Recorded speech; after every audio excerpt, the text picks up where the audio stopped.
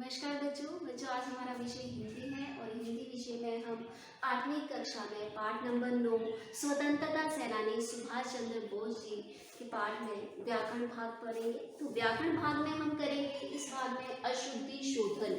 अशुद्धि शोधन, अब अशुद्धि शोधन नाम से पता लग रहा है कि अशुद्धि शोधन क्या है, मीन्स वाक्य या शब्दों में अशुद्धियां, गलतियां। तो इसमें देखेंगे परिभाषा क्या है कि भाषा में प्रायः हम दो प्रकार की अशुद्धियां करते हैं।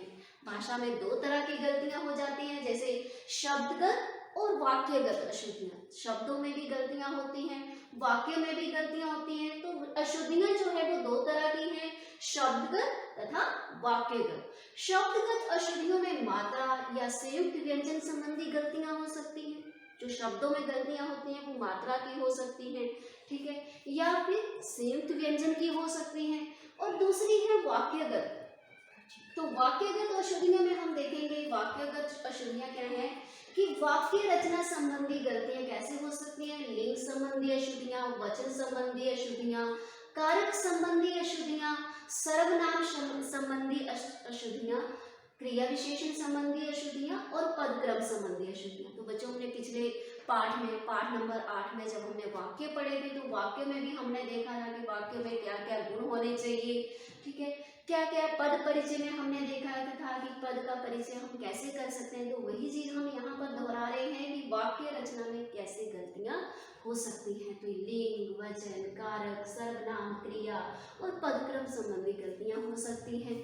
फिर है अन्य अशुद्धियां मुहावरे की भी, ठीक है, वाच्य संबंधी अशुद्धियां भी हो सकती है, विराम संबंधी अशुद्धियां भी हो सकती है। तो 3 तरह की हम अशुद्धियां पढ़ेंगे। सबसे पहले आ गया हमारा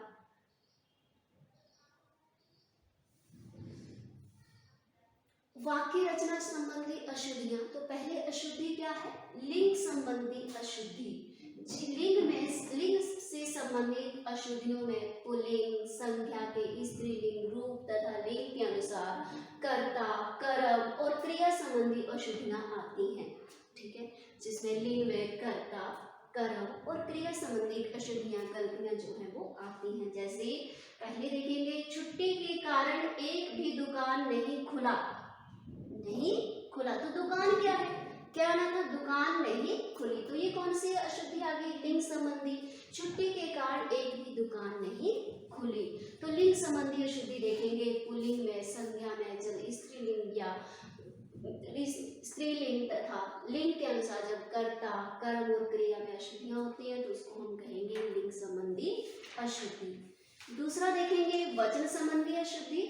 तो वचन में क्या है कि वाक्य में क्रिया, कर्ता, कर्म के वचन पर जब प्रभावित होता है, जबकि विशेष और विशेष्य के वचन से प्रभावित होता है। यदि इसकी कोई सही जानकारी ना हो तो अशुद्धियां हो जाती हैं। देखते हैं दूसरे क्या आ गई हमारी, वाक्य में क्रिया, कर्ता या कर्म से के वचन से प्रभावित होकर, जबकि विशेषण विशेष्य के वचन से प्रभावित होता है, ठीक है, तो इसी कारण जो है सही जानकारी ना होने से अशुद्धियां हो सकती हैं। जैसे शॉपिंग करने से पैसे खर्च होता है, तो यहाँ क्या होना था, शॉपिंग करने से पैसे खर्च होते हैं। शीलू के पास सोने की 2 अंगूठी है, क्या आना था, 2 अंगूठियां हैं। तो ये आ गई हमारी वचन संबंधी अशुद्धि।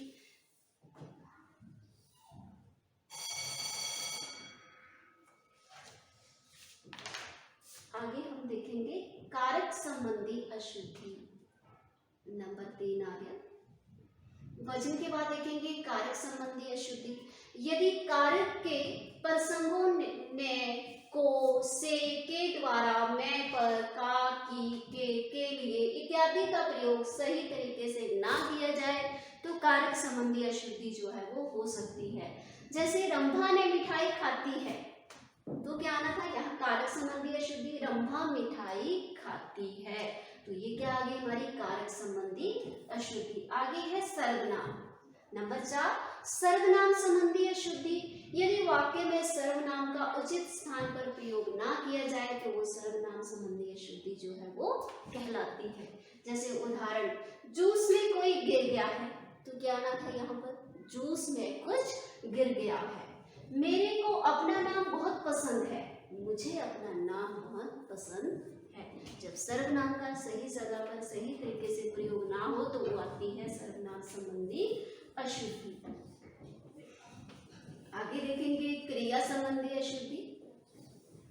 क्रिया, भाषा में क्रिया विशेषण से संबंधित अशुद्धियां इसके अनावश्यक और अनुपयुक्त रूप से प्रयोग होने के कारण हो जाते हैं। जब अनावश्यक या अनुपयुक्त प्रयोग से जब इसका प्रयोग किया जाता है तो उसको हम कहते हैं क्रिया विशेषण संबंधी अशुद्धि। जब भाषा में क्रिया विशेषण का में जब उसका सही तरीके से अनावश्यक या अनुपयुक्त प्रयोग किया जाए तो उसको कहते हैं क्रिया संबंधी अशुद्धि। जैसे उदाहरण देख सकते हैं, घूमते घूमते राहुल बहुत लंबा चला गया। घूमते घूमते राहुल बहुत लंबा चला गया, तो यहाँ क्या आना था, घूमते घूमते राहुल बहुत दूर चला गया। तो लंबा की जगह क्या आना था, दूर। तो ये क्या है, क्रिया विशेषण अशुद्धि। आगे देखेंगे नंबर आगे, पदक्रम संबंधी अशुद्धि। पदक्रम ये क्या है, वाक्य का गुण हमने पढ़ा था पिछले पाठ में, वाक्य विचार में। तो ये देखेंगे पदक्रम जब सही ना हो तभी अशुद्धियां हो जाती हैं। जैसे दूध पीने से बढ़ती है शक्ति, तो सही क्रम में अगर हम लिखते तो यही वाक्य आना था, दूध पीने से शक्ति बढ़ती है। जब पदक्रम सही ना हो तब भी अशुद्धि हो सकती है। आगे है मुहावरे संबंधी अशुद्धि। जब मुहावरा भी अगर सही तरीके से प्रयोग ना हो, सही वाक्य में सही जगह प्रयोग ना हो तब भी अशुद्धि हो सकती है। जैसे राजेश हमेशा अकल की भैंस दौड़ाते रहता है, तो यहाँ क्या सही मुहावरा क्या आना था, अकल के घोड़े दौड़ाने लगता है।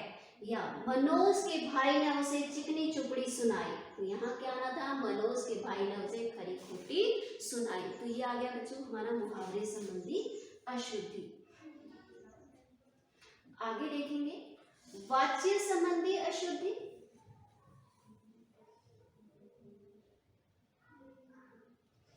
अगली अशुद्धि आ गई हमारी वाच्य संबंधी अशुद्धि। जब वाक्य में सर्वनाम शब्दों का गलत प्रयोग हो तथा कारक में उचित विभक्ति या चिन्ह न लगाया जाए तो उसको हम कहते हैं वाच्य संबंधी अशुद्धि। जैसे मेरे से कहानी पढ़ी गई, तो यहाँ आना था मेरे द्वारा कहानी पढ़ी गई। तो ये कौन सी वाच्य संबंधी अशुद्धि, हमने पिछली कक्षा में वाच्य पढ़े थे, कर्तृवाच्य, कर्मवाच्य, भाववाच्य। यदि हमें इन वाच्यों का सही ज्ञान ना हो तो यहाँ पर भी इसकी अशुद्धि जो है वो हो सकती है।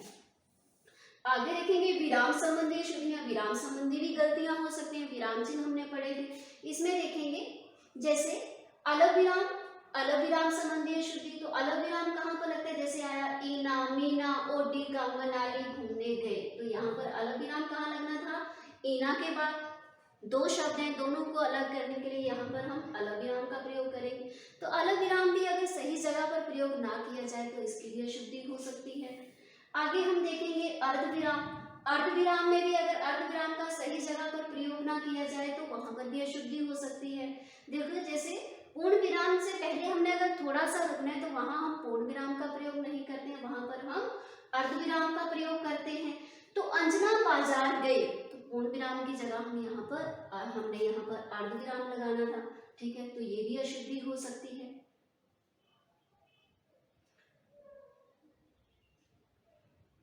आगे हम देखेंगे विराम चिन्ह में पूर्ण विराम संबंधी अशुद्धि, ठीक है। जब वाक्य पूरा हो जाता है तो हम पूर्ण विराम लगाते हैं। अगर हम वाक्य में पूर्ण विराम की जगह अगर हम प्रश्न चिन्ह लगा दें तो वो भी गलत हो जाता है, ठीक है। जैसे अरे आज कितनी गहन वर्षा हो रही है, तो यहाँ पर क्या आना था, पूर्ण विराम।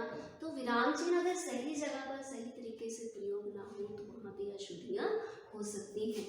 जैसे प्रश्न सूचक चिन्ह। प्रश्न सूचक जब हम प्रश्न पूछते हैं, किसी से प्रश्न पूछा जाता है, तब हम वहां पर प्रश्न चिन्ह का ही प्रयोग करेंगे, वहां पर हम पूर्ण विराम नहीं लगा सकते, तो वो भी एक अशुद्धि है। सोहन मुंबई में कौन से विद्यालय में पढ़ता है, कौन, तो ये क्या है, प्रश्नवाचक चिन्ह है। तो यहाँ पर क्या आना था, पूर्ण विराम की जगह प्रश्न चिन्ह। आगे उद्धरण चिन्ह, दोहरा और इकहरा। तो हमें ये भी ज्ञात होना चाहिए कि दोहरा उद्धरण चिन्ह हमने कहाँ पर लगाना है और इकहरा उद्धरण चिन्ह हमने कहाँ पर लगाना है। जैसे रामचरितमानस एक प्रसिद्ध ग्रंथ है, तो रामचरितमानस हमने किस में लिखना था, इकहरा उद्धरण चिन्ह में, ठीक है। इसके प्रयोग के लिए हमने क्या करना था, इकहरे उद्धरण चिन्ह का प्रयोग करना है। आगे सुभाष चंद्र बोस ने कहा तुम मुझे खून दो मैं तुम्हें आजादी दूंगा। तो ये एक कहावत है, एक सुभाष चंद्र बोस जी के द्वारा कुछ कहा गया है, नारा दिया गया है। तब हम उसको, जब कोई किसी चीज को व्याख्यान किया जाता है, किसी चीज को किसी के द्वारा कहा जाता है, तो वहां पर हम दोहरे उद्धरण चिन्ह का प्रयोग करते हैं। तो बच्चों आज हमने व्याकरण भाग में क्या सीखा? आज हमने व्याकरण भाग में अशुद्धि शोधन सीखा। तो अशुद्धियां वाक्य में भी हो सकती हैं, शब्द में भी हो सकती हैं, विराम चिन्ह संबंधी अशुद्धियां भी हो सकती हैं। तो यदि हमें इन चीजों का सही ज्ञान होगा तो हम ये अशुद्धियां नहीं करेंगे। ठीक है, तो बच्चों आपने भी ध्यान रखना है इन शब्दों को देख, सही जगह सही विराम चिन्ह का प्रयोग करना है और संज्ञा सर्वनाम विशेषण संबंधी अशुद्धियां नहीं करनी है। इन चीजों का ध्यान रखना है। धन्यवाद।